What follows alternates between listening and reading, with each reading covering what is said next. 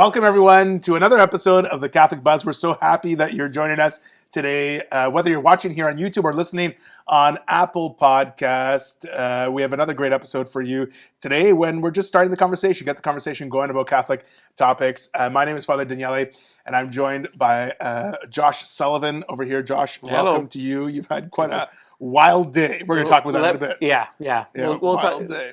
Yeah. And the person I get the most questions about always during my day is Matt Van Milligan. And this is a true story, okay? So just this past weekend at Mass, I got 3 different questions about Matt Van Milligan. Yeah, they're questions like, what is Matt's background? Yeah. What does Matt do for a living? Yeah. And of course, the one probably I get the most, is Matt single? I'm just kidding. I don't get that question. But lots of people are curious about what Matt does. Isn't that funny? It is. Yeah, it's great. But you're such a good addition to the podcast. And lots of people are really benefiting from how you explain things. So way to go. Josh, you on the way here to this podcast were just in a bit of a car accident. Yeah, I was rear-ended. So we were stopped at a light, and a truck smashed into the truck behind me, which smashed into me. But it was enough to throw me into the middle of the intersection.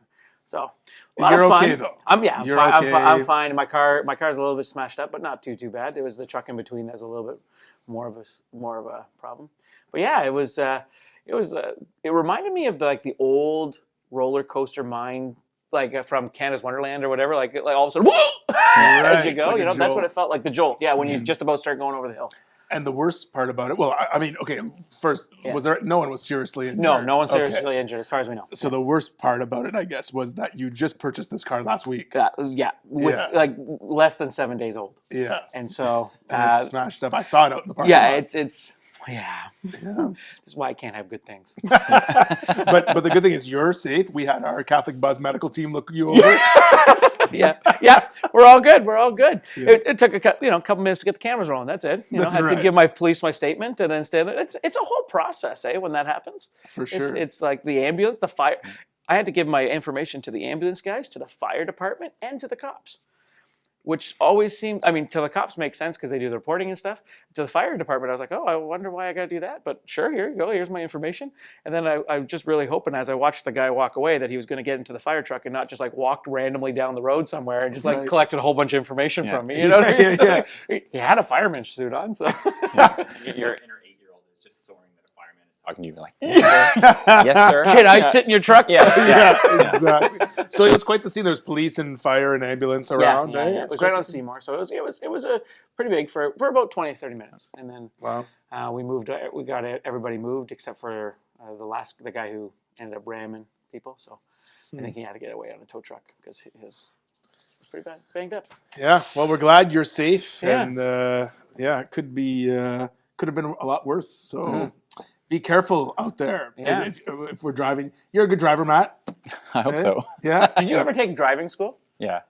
And so one of the things that I learned when I was driving was that you take your foot, if you hear somebody coming up, you take your foot off the brake. And that's what I ended up doing. That's why I think there's not a lot of damage to myself or the car or anything else, was because your initial reaction is to slam on your brake. Right. But I learned that in driving school. Because the car moves forward. Yeah, exactly. It's not tensed up. I'm not locked up. The car's not locked up. And so I got bounced into the middle of the intersection, but it wasn't fatal. So education, driving education, that was good. Driver's education is great, and that's education in general is great, right? Which is what we're talking about today. Always a beautiful segue from you two. Yeah. I'm really bad at it, but you guys are just go right into it, right? So we're going to be talking about education, and lots to talk about, obviously, about education, because there's kind of like parents. You guys are parents of young people who are going to school, but right now the government of Ontario at least has announced plans to go back to school after a break from COVID in this coming September. And some parents have the choice to make. Am I sending my kids back to school in the buildings, or are we going to stay and do school from home, do school online? And that's a major decision that some families are going through. Some families are really excited that the schools are going back to normal. I think too, personally, I think it's good.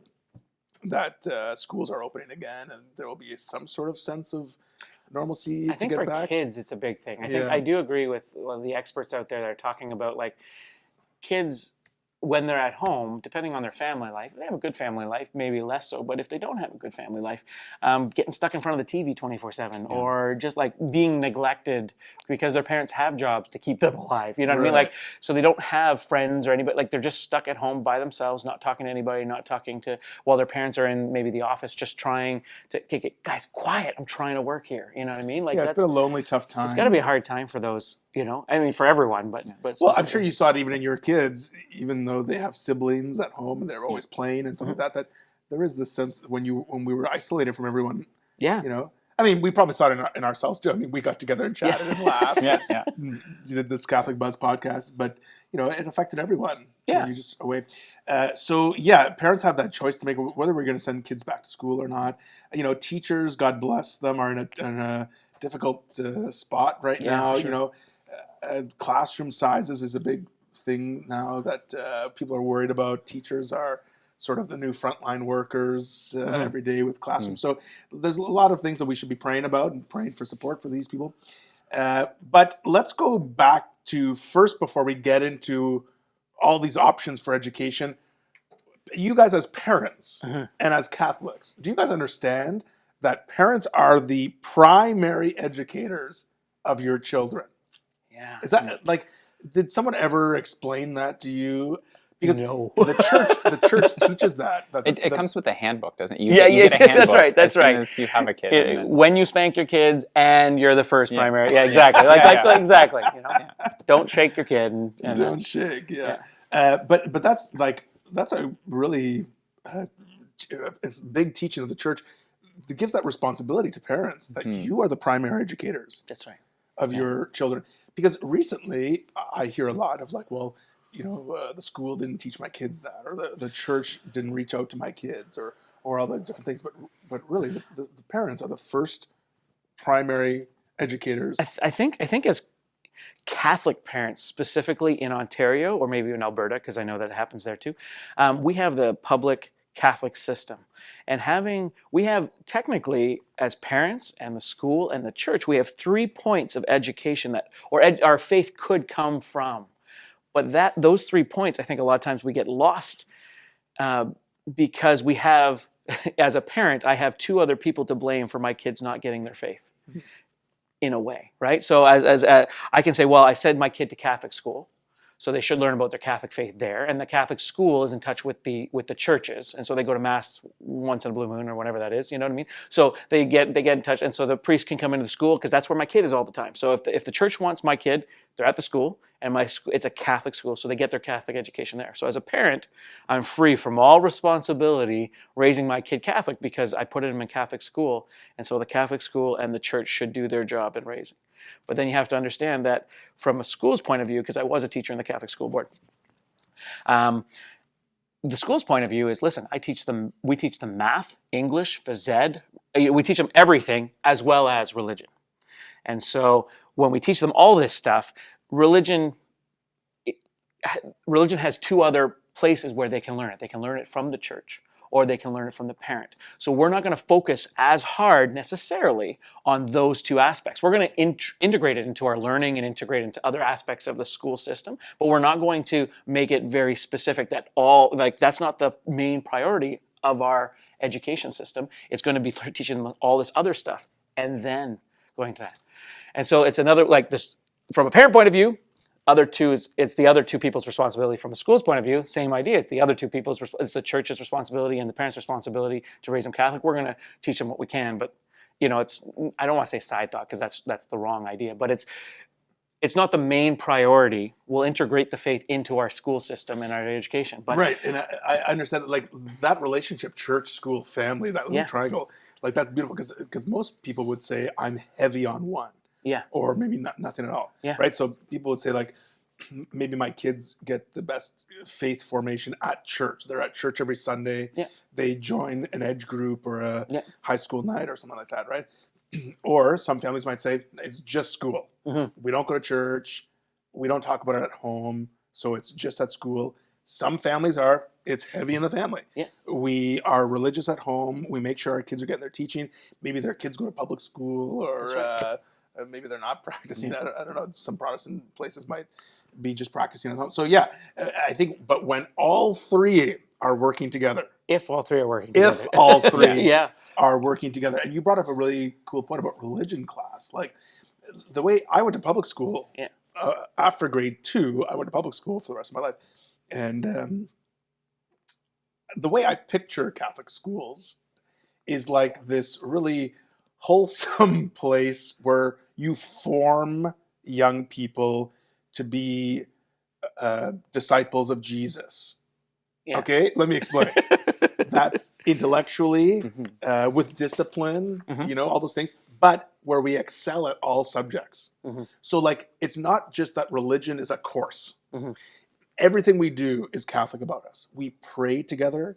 We learn together. We encourage one another through the Gospels to be disciples. We learn different subjects because God has given us a capacity and intellect. We want to be who God's made us to be. And then religion should be more of a theology course. That's right. Where we learn theology and philosophy, not where we're learning, the basics of a religion. Yeah. That's how I picture it. Now, that's from me coming from a public school background, so I don't have, much say there. Yeah, I went to a public school as well. And to take what you're saying is there's a kind of shifting onus in who's actually taking responsibility for, if we're talking about Catholic education in the sense of formation, that if the understanding is, well, they have a religion course, like a religion course, if treated as an academic subject, isn't necessarily formation in your faith. So without kind of that example, without an intentional community, hopefully the first community for that is the family that's trying to embody the virtues of your faith.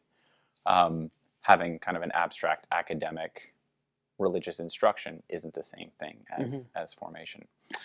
I think you got to think of it on that note, exactly what you said. How many of you remember the Pythagorean Theorem from math class? Well, if you use it, then probably you do, right? Yeah.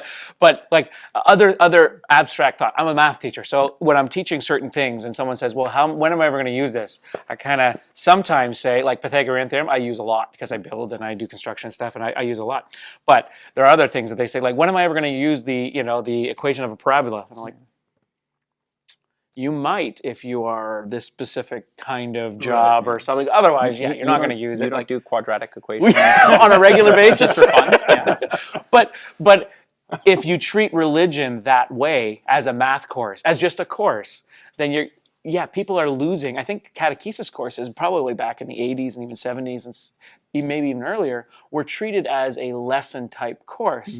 And what happened was there wasn't a grasp, or there wasn't something it didn't grab people. So they were learning religion. They weren't learning faith. Does that make sense? Absolutely. And I'm often invited to speak into religion classes, and I love it. I love being with them. And the students are so good. And they just ask some real good questions and have some good conversation. And to me, it's always like, there's a need for this here. Yeah. Like, they're having great conversations and learning about faith, not just religion. Because to me, I always tell them faith is to be lived. Yeah. So this is to really light that flame of faith within us, right? So we can live it. And there's such a curiosity for it from them. But when we teach it like a course, like you're gonna have an exam on this, and then don't worry about it, right? There was an old parable or story, something about two people that got up and were talking about the Lord as my shepherd. And so basically the first one got up, a young guy, handsome looking, full head of hair, all that kind of stuff, get up and do the full, the Lord is my shepherd, quoted the whole psalm. But he had the right intuition in his voice and the right inflex and everything. And it just and at the end of it, everyone just kind of that was watching, it was a contest to see who could do it the best, right? And so as they were doing it, this guy had everything down pat. And he knew, when he was doing it, he knew exactly what the references were in the psalm to what parts in history of the Israelites or whatever. So he did it. And at the end, people standing ovation. It was like the whole crowd was just mesmerized by this person doing it. And then an old guy got up, and he was the second guy to get up. And he got up, and he just started, "Oh, the Lord, He's my shepherd." And he just, as he started going, there was nothing special about his performance, but by the way he talked about him, it was like he was his best friend. He was talking about his best friend, the Lord. So there's a difference between knowing the history and knowing the faith and knowing the religion, and then knowing the faith and having the faith. Does that make sense? Yeah, I tell my students all the time. There's a difference between knowing about Jesus and knowing Jesus. And that's what I think we should be doing. But taking back to like the parents' role. Yeah. Like parents should, and I know God bless parents. It's such a tough job, and there's so many things on a parent's mind. But to ask their children, what are they learning in religion class, or what are they learning about their faith, and are they happy with that? Or should there be a little more depthness? Should there maybe they're starting a conversation at home, and learning through example. So my kids, hopefully, well, I know my kids do see, but I have a 13, 11, 9, and 7. We're getting to the point now where they're not so cutesy anymore, but they're at that point where they're actually able to ask questions. Yeah. And so their questions are serious and getting a little more complicated. You know what I mean? Like there's a lot less black and white in their questions and a lot more, this is where you have to have an informed conscience to make this decision. And that's when you tell them, go ask your mother. That's right. We just give them your phone number. Yeah, my phone number. Yeah. But it is like, I think you form them from an early age. And if you're their first person to turn to, even when I don't know the answer, then I say, I don't know that one. And they ask why. And then I say, I just never really thought. Let me see if I can get an answer. And it might not be today, and it might not be tomorrow. And knowing little kids, they might ask you 5 more times in that next hour. But listen, I'm gonna talk to Father Daniele. I'm gonna talk to someone who knows, and I'm gonna get the answer for you because I want to know too. I don't have a direct answer. There's and what we were saying about kind of the onus being on the parents themselves for the child's formation, that it places an onus on us as well. So if we're going to assume that role, we need to take some real responsibility for our own formation and make sure that we are generally equipped, because there's always questions we don't have answers for. My youngest, his thing, he blurted it out in mass this morning. He was saying, "The devil is a fallen angel, right?" Yes, but we don't really have the opportunity to talk about that right now. At the moment. But even that, the older boy is kind of answering his questions, asking new questions, like, well, the devil chose, right? Like, can the devil choose again? Can the devil be saved? Like, just kind of questions like that. We're like, okay, this is from a 6-year-old. It's like, and it touches on some pretty serious kind of theological questions that it's like, okay, well, these are only going to get more complex. These are only going to get more kind of pressing. And if I'm taking my responsibility seriously, I want them to want me to be the first person they turn to when they have those questions, and we can have a discussion. Yeah. It's not just me saying yes, no, like don't ask any more questions. You foster that that questioning, that learning together. And I think that's the thing that people don't understand too. Is it's okay to say I don't know. You don't look any weaker or any dumber or any, you know what I mean? What you're showing them is that you're human, first of all, and that the answers are there. Like, you have faith that the answers are there, so they'll have faith that the answers are there. That you just don't have them now at the tip of your tongue on the answer. Not everybody is that Matt Van Milligan with all the beautiful all the answers. No, but you know what I mean. Like, they don't have that, so it's okay to say I don't know, and that I'm going to find that answer, or that, you know what I mean. It's perfectly fine. But that also allows your kids then to see the humanity in faith and the struggle in faith, and looking at and being able to bounce around questions and look for answers. And the answers are that we have 2,000 years of church history. The answers are there. They're there. You have to look for them. And you can't learn 2,000 years of tradition, history, and rules in 12 years even of 15 minutes a week religion class. Yeah, exactly. And so, yeah. Yeah, I don't know if you guys have read, like, from the Catechism of the Church, but it talks a lot about, like, the duty of parents and how to raise their children. And this Yeah. one I was just reading right now. It's very beautiful. It says, through the grace of the sacrament of marriage, parents receive the responsibility and privilege of evangelizing their children. Wow. Isn't that beautiful? Yeah. It is. Also feels heavy. It feels heavy. Responsibility and privilege Yeah, of yeah. evangelizing their children. Okay, it continues. Parents should initiate their children at an early age into the mysteries of the faith, of which they are the first heralds for their children. They should associate them from their tenderest years with the life of the church. Love it. And there's such a, that's very true. Even when you talk to people today, they will say, people who don't go to church, for example, they will say, well, we used to go as a family when we were younger, like their tenderest years, you know, but something happened along the way, I guess. Yeah. Maybe those tender moments, I guess, stopped or whatever. But what would you suggest to, as parents, when those tenderest years are sort of coming, like you fight with your teenagers about going to church. 100%. That's just a, Yeah, I think if you make them, if going to church is important and realizing what church is about, church is not there for entertainment. I think a lot of people see church and see the mass as, well, it's like we're going to a show for free once a week because our parents told us to. right. You know what I mean? If that's the idea behind what mass is for you, then you got to look a little deeper, because I'm going to tell you it's a lot more than that. It's meant as a spiritual, it's a spiritual banquet for us, right? It's a way for us to actually fill up spiritually. And if the kids understand that, my kids actually haven't, and I have 13, 11 and stuff, and because they understand it's a spiritual banquet for their spiritual soul and everything else, they can't complain about that. Right. Because it's like, well, I don't want to go to mass. Yeah, you don't want to, but yeah, I know I got to. So what can we be doing? Like we have young people who, let's say, don't want to go to church. Maybe parents have fallen out of the tradition as well, the practice of going to church. You have a religion class, let's say, that they're not interested in.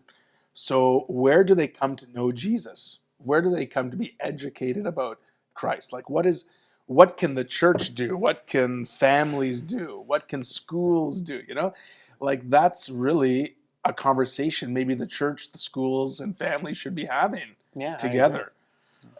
Because we are losing those tenderest moments, like the Catechism says, where that love, that trust, that faith in Jesus is fostered.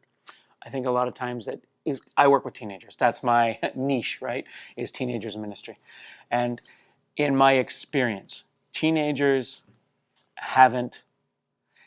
that have lost faith have not lost faith in necessarily God, but they've lost faith in those that can direct them to God.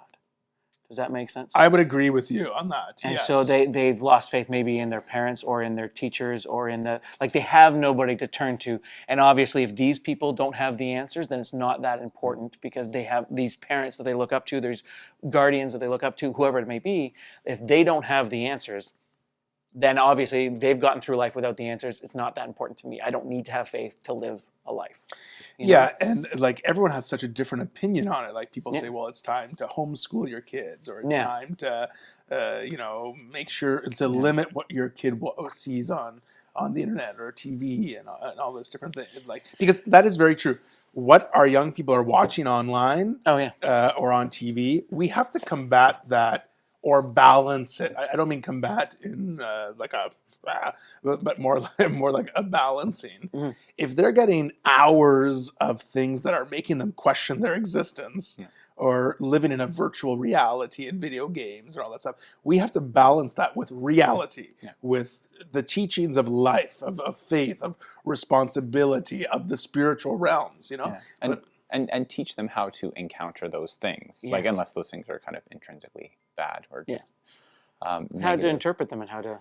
Yeah, but what you were saying too about like these decisions can be driven by a number of factors, and some of them is kind of loss of faith in the people who should have been taking responsibility for it. So some people decide to homeschool because they've lost faith in public education's ability to provide a substantive education, either academically or giving kind of a spiritual formation, to good and bad effect sometimes. So some people homeschool for the sole purpose of just kind of sheltering their children from those experiences, or which they're going to have to encounter eventually.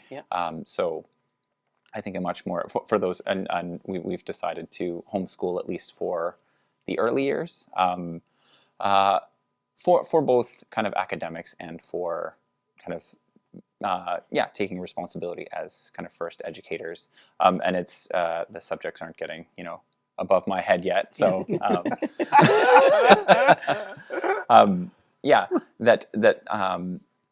but we want to be very mindful of some of the benefits of public education, or like a larger school group in socialization, encountering people with different perspectives, and how to kind of engage them. Well, we had our kids in school when we were in Thunder Bay, and good Catholic school, great teachers, everything else.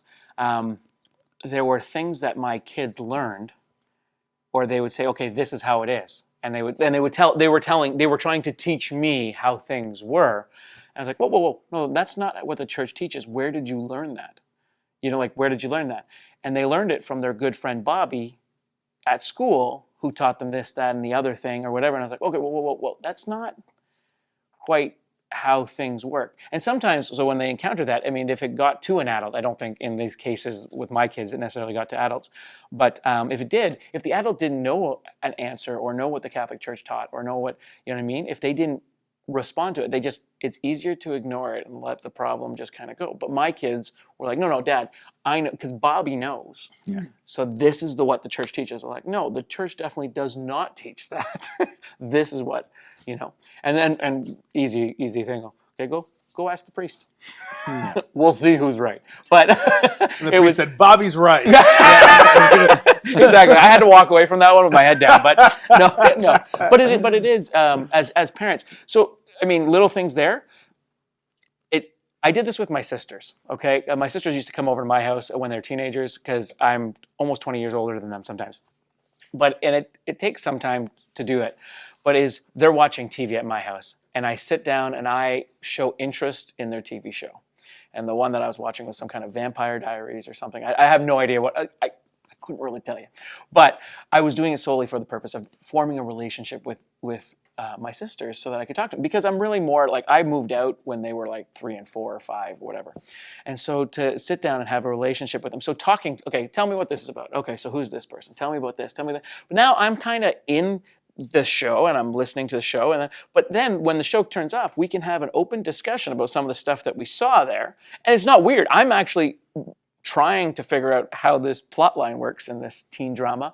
It doesn't quite make sense to me. But also, there's also opportunity there to evangelize, or opportunity to talk and have open discussions about certain things that you see, or certain things.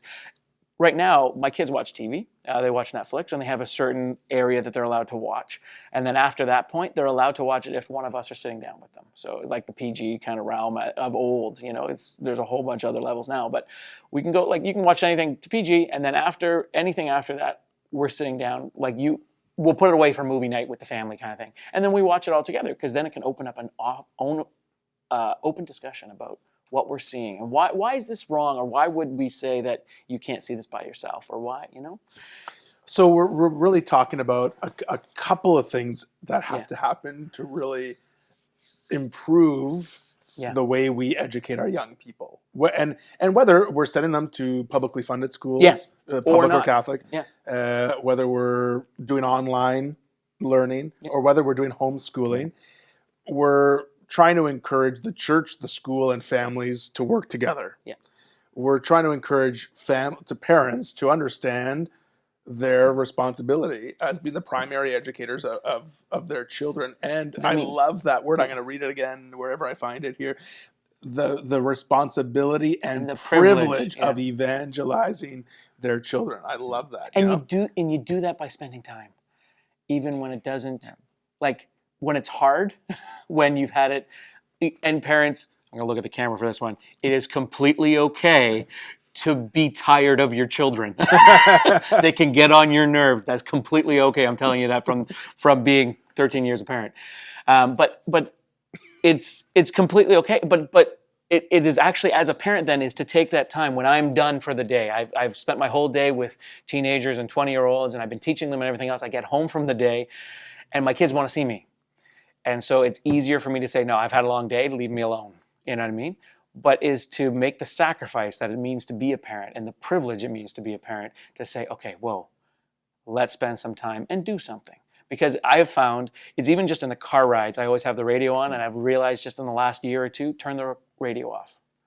It's in that silent time, now we have a half-hour ride into town when we're traveling, that these great conversations come out of my kids, and they're asking the great questions, and they actually volunteer. So we have 2 vehicles now that sometimes come in and out, and they want to be with me if they're alone.